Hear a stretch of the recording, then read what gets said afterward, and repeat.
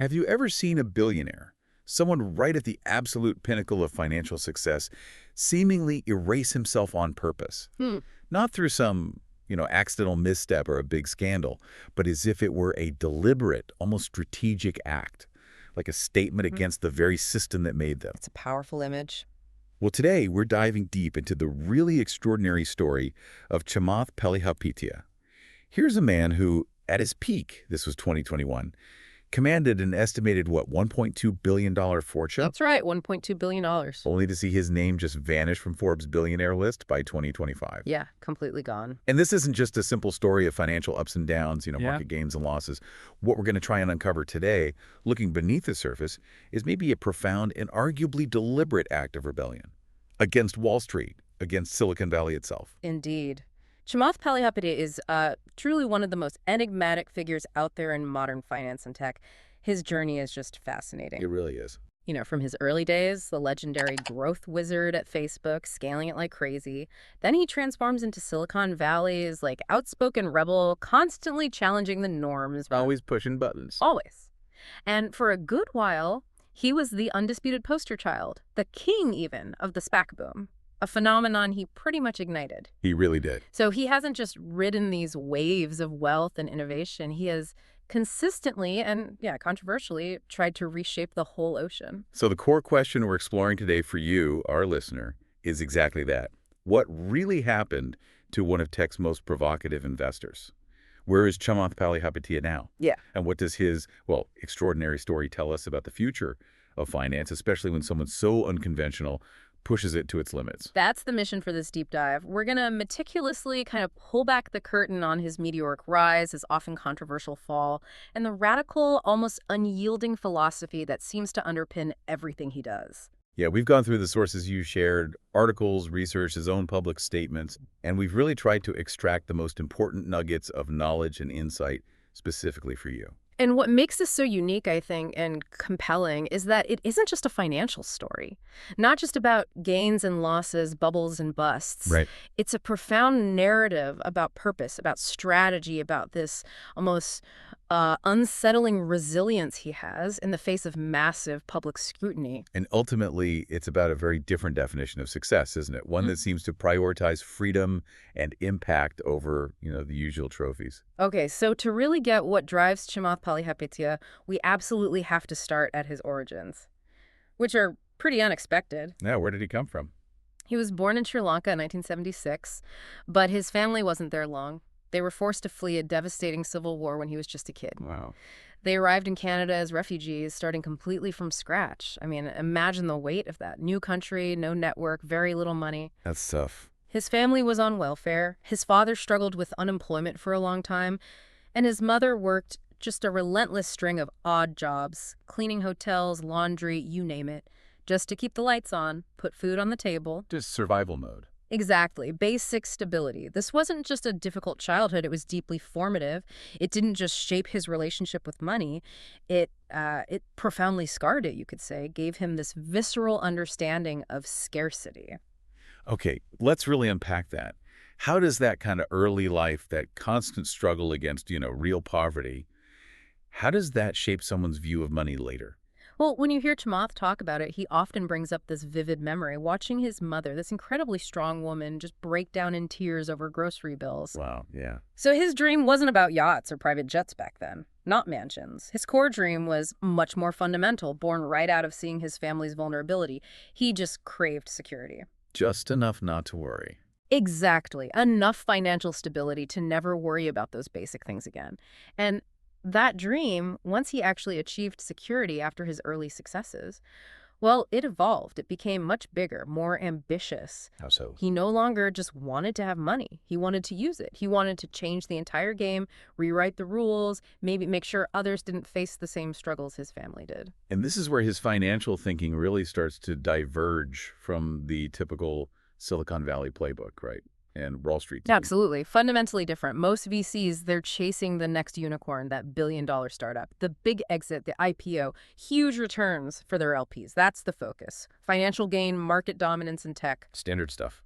But Chamath, he chases systems. He looks at these huge, entrenched sectors, healthcare, education, climate, housing, not just as industries, but as fundamentally broken frameworks. Right, ripe for disruption. Ripe for radical disruption, sometimes maybe even needing to be torn down and rebuilt entirely. His core belief seems to be that capital must be wielded intentionally, strategically, sometimes almost ruthlessly, to fix these deep, systemic issues. It's not just about finding the next big app. No, it's about fixing society's big problems using money strategically. And he didn't just talk about this early on, he actually acted on it. Sure. Take his departure from Facebook in 2011. That was a big moment. Huge. It wasn't just a standard career move for a top exec. It felt pivotal, almost rebellious. It really highlighted his priorities. He was instrumental there, right? Yeah. Scaling it from millions to over 500 million users. Massive achievement, top of his game. Absolutely. And yet he walked away. He later said, pretty openly, that he didn't want to spend the rest of his life optimizing ad clicks or perfecting engagement algorithms. He wanted real impact. Exactly. He felt the company, despite its reach, was becoming, I think his words were, addictive and exploitative in how it chased user attention. And he couldn't square that with himself. Apparently not. He said he couldn't keep lying to himself about his role in it. So that decision, leaving such a powerful, lucrative spot at its peak, that sent a clear signal about his priorities. A rejection of growth for growth's sake over, well, human well-being. So after Facebook, he starts Social Capital, his own venture firm. And the thesis was different. Radically different, almost unheard of in VC circles at the time. The idea was, what if we funded companies not based on short-term profit projections, but primarily on their potential to genuinely move humanity forward? Sounds idealistic. Naive, maybe? That's what many thought. In the cutthroat VC world, yeah, it seemed idealistic. Maybe just an interesting experiment. But the fascinating thing, what gave him real credibility, was he started delivering. Okay. The early companies he backed, Slack, Yammer, Box, SurveyMonkey, they weren't just impactful, they delivered serious financial returns too. So he proved the model could work. He proved it. Chamath didn't just talk a different game, he performed differently.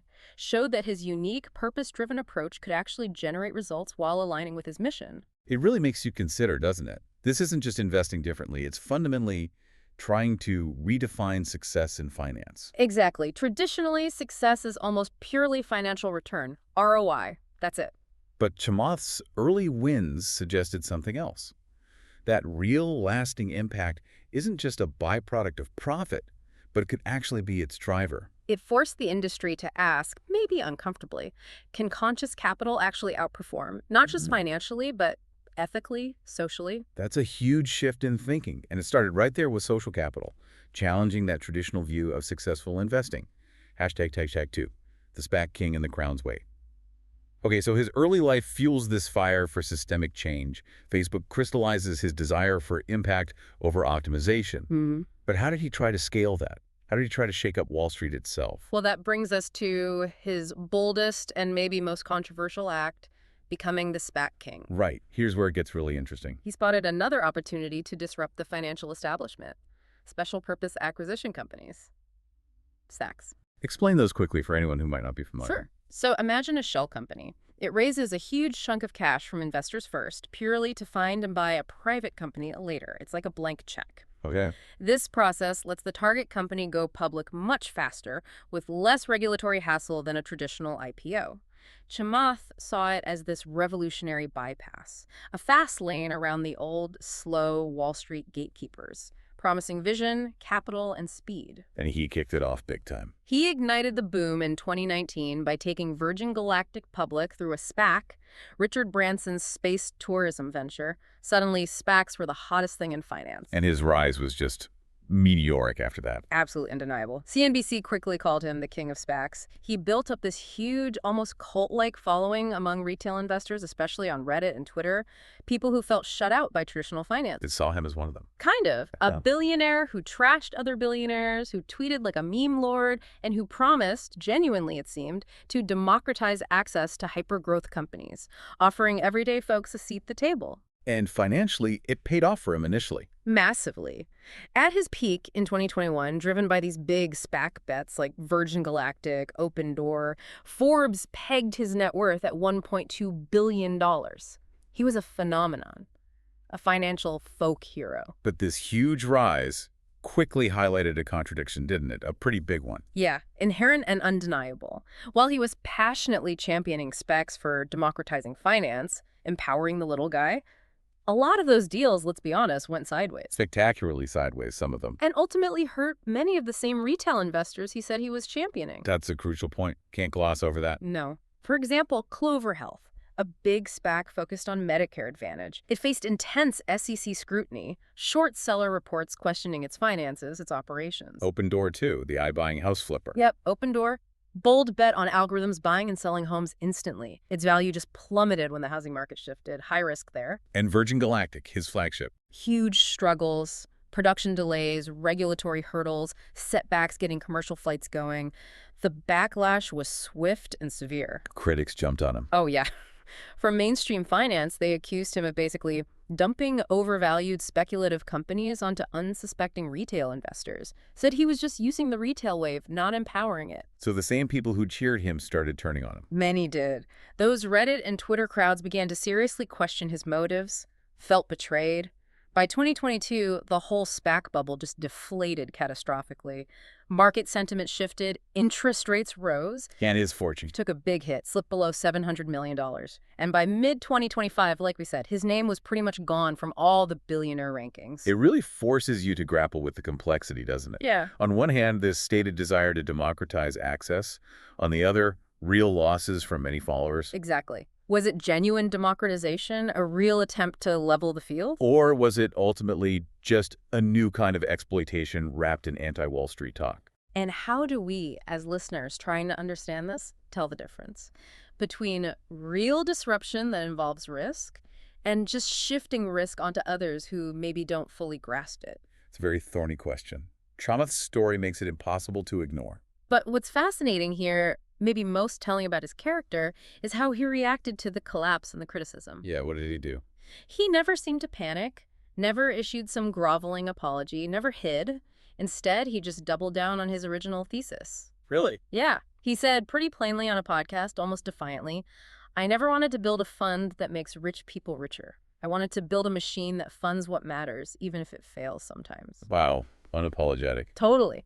And that stance keeps him incredibly polarizing. To traditional finance folks, he's reckless, maybe irresponsible, a dangerous provocateur. But to his fans? To his fans, those who share that anti-establishment vibe, he's still prophetic, a visionary willing to break things to build something better.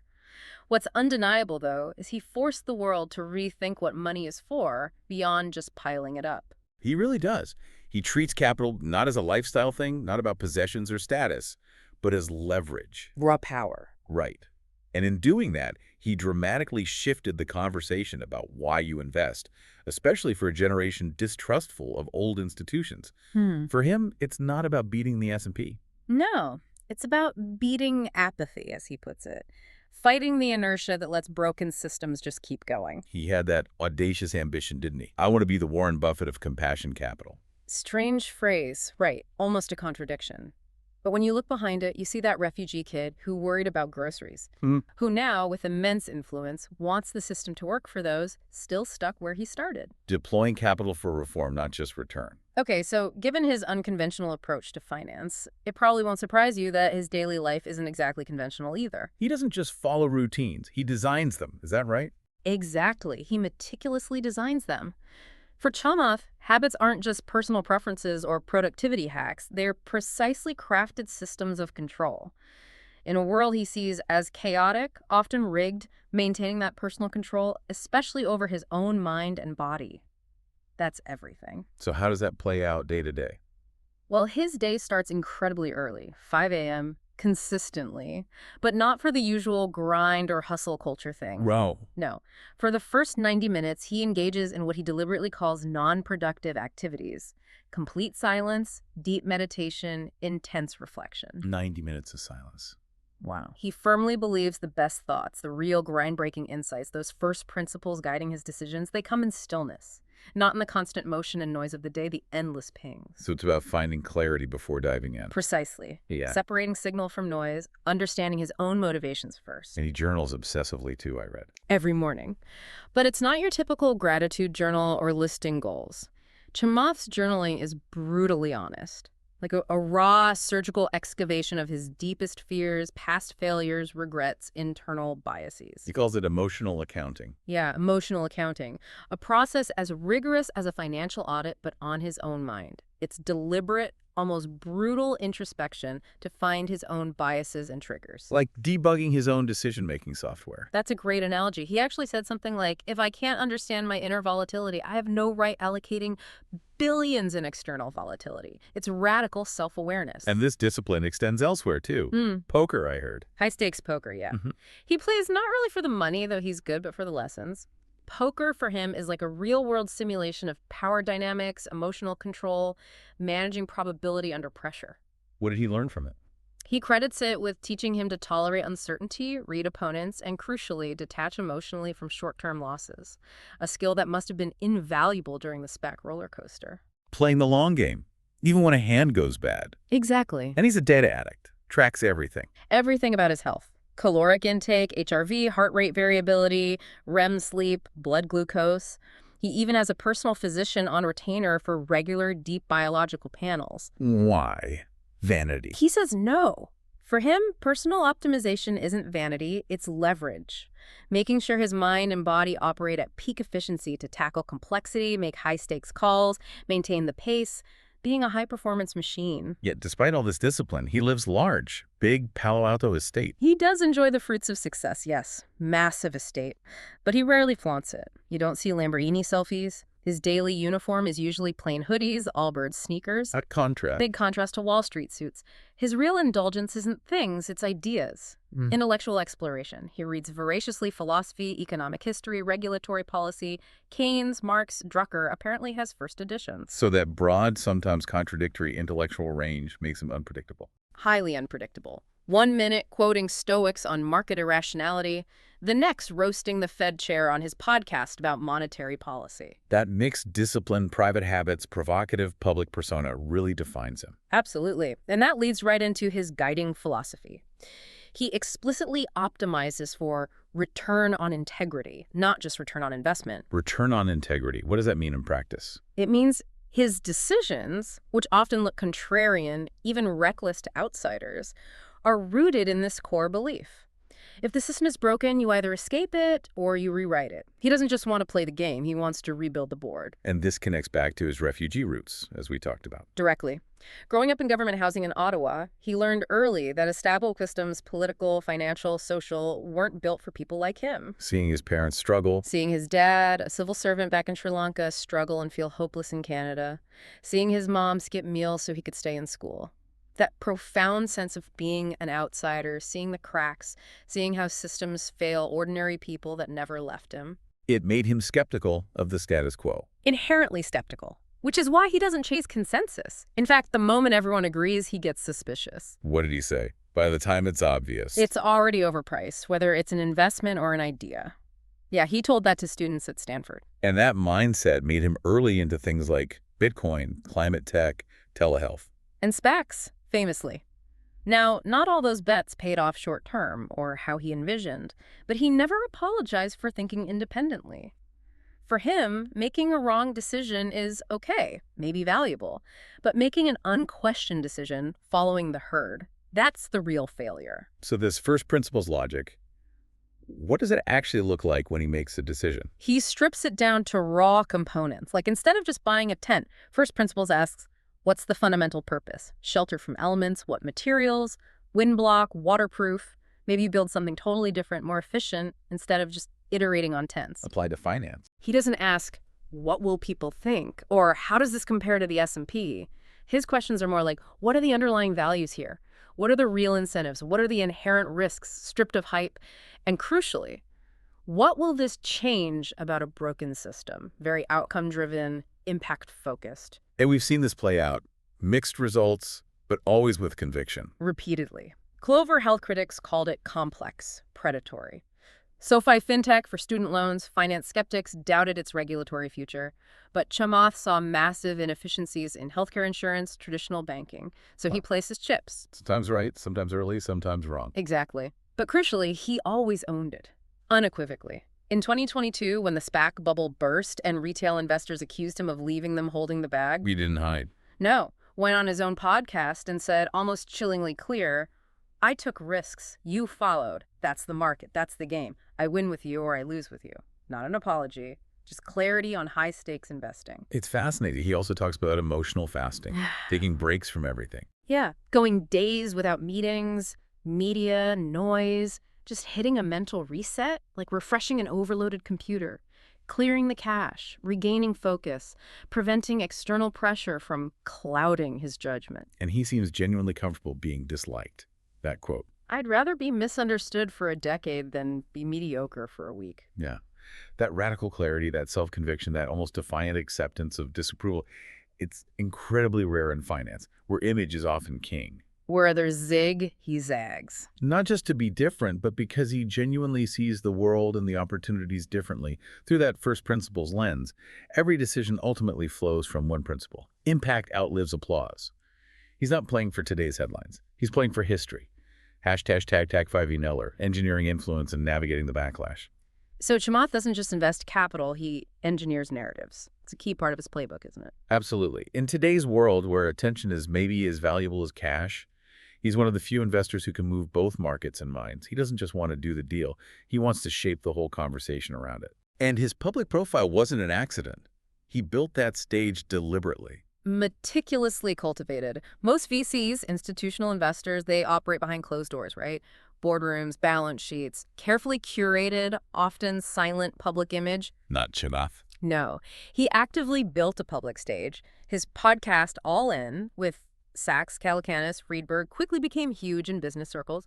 But Chamath was and is the gravitational force there. He didn't just analyze trends, he provoked. Constantly. Calling hedge funds bloodsuckers, the Fed reckless, analysts dinosaurs in suits. Each quote sparked outrage and immense virality. For him, controversy wasn't a side effect. It felt like a deliberate strategy to cut through the noise, grab attention. His communication style, it's that blend of hard data and raw drama. Masterclass in it. He'll rattle off market metrics like a Bloomberg terminal, but wrap them in visceral emotion, populist talk. He doesn't say retail investors face systemic disadvantages. He says intensely, Wall Street is a casino where the house always wins, and you are the mark. No wonder Reddit communities like Wall Street Bets made him a folk hero during GameStop. Exactly. He didn't just sympathize, he validated them. Tweeted memes, made live trades on air, spoke their language, cemented that image. The billionaire who trashed billionaires. But that kind of influence, it cuts both ways. Sometimes the sharp edge wounds the wielder. We saw that starkly, controversially, January 2022. That comment about human rights on the podcast. The Uyghurs comment. Yeah. Nobody cares about what's happening to the Uyghurs. He was arguing, in context, about geopolitical priorities shifting fast. But the backlash. Swift, widespread, brutal. Social media exploded. Human rights groups condemned him. Even the Golden State Warriors, where he had a stake. Publicly distanced themselves. Very public, very embarrassing. He tried to clarify later, right? Yeah. Said he meant to highlight Western hypocrisy, selective outrage. People claim to care but do nothing. He did clarify. But for many, it fell short, maybe rang hollow. The damage was done. It exposed that key vulnerability. When your brand is your voice, when your currency is attention and authenticity, every word is ammunition. It can alienate the very audience you built. Yet, true to form, he didn't retreat. He doubled down on the unfiltered approach. Was that a genuine blunder or a calculated, maybe disastrous play to reinforce his unfiltered authenticity persona, even if it cost him? Seems risky. That's a great question. It really gets to the heart of his complexity. From his view, probably an attempt at brutal honesty, provoking an uncomfortable conversation about global priorities. He believes in speaking truth to power, even unpopular truths. But the phrasing. The miscalculation was underestimating how nobody cares would land, stripped of context. The visceral reaction, especially about human rights atrocities. It definitely reinforced his unafraid to be disliked image, but yeah, at a significant cost to his broader appeal. Shows even narrative masters can cross lines with severe consequences. And his influence goes beyond just finance, into culture, politics, media, donating to Democrats, advocating UBI, talking mental health in high-performance settings. Right. Unlike traditional billionaires behind PR walls, he goes for unfiltered authenticity, even when it backfires like we just saw. He seems to believe shaping discourse is as powerful as moving capital. Maybe more powerful long term. That's why he invests in companies that spark difficult conversations, healthcare disruptors challenging monopolies, fintech trying to unbank the banks for the underserved, investing in ideas that force debate, reconsideration. That quote captures it. Power is not just capital. Power is attention. If I can bend attention toward uncomfortable truths, I'm doing my job. Exactly. He seeks strategic friction, not mass approval, tension that forces change. He doesn't fear cancellation, he fears irrelevance. Arrogant, reckless, visionary. Depends who you ask. But impossible to ignore. In an age where money often whispers discreetly and media screams superficially, Chamath understands both languages and speaks them fluently, fearlessly, often at full volume. Chamath has consistently shown he's not afraid of fire, seems to believe he can just walk right through it, come out stronger. And the SPAC collapse in 2022 was a real inferno for him. Absolutely, he was right at the center. His empire, once hailed as the future, suddenly branded reckless, irresponsible, opportunist. Stocks like Virgin Galactic, Clover Health, they crashed hard. Devastatingly. Clover struggled with its model allegations. Virgin Galactic faced endless delays. Critics, former fans even, called him a snake oil salesman. Yeah. Damning exposés in major financial publications, SEC investigation whispers, market sentiment turned ferociously against SPACs, billions wiped out. And yet, his response. Not what you'd expect from a billionaire facing that kind of public reckoning. Not at all. He didn't vanish, didn't issue some PR apology crafted by crisis managers, didn't lay low or blame the market, though the economy was shaky. What did he do? He just stated, with that characteristic bluntness, almost stoic detachment, the market gives, the market takes. If you don't understand that, you shouldn't play. Wow. Not bravado, but philosophy. Seems like it. Communicating. I knew the risks, I accept the outcomes, you should too. Because for him, crisis isn't failure, it's filtration. That's his word. The moment when the noise of hype and speculation clears, and only the signal, the real value or lack of it, remains. He admitted the SPAC model had flaws, got speculative. But he still believed in it. Maintained it was still better than the traditional IPO system, which he calls rigged by insiders for insiders. Benefiting Wall Street, not retail. He saw SPACs as experimental tools that might break short-term but could build something transformative long-term, bypassing gatekeepers, injecting capital directly. Then things got rocky inside social capital itself by late 2023. Yeah, mirroring the market.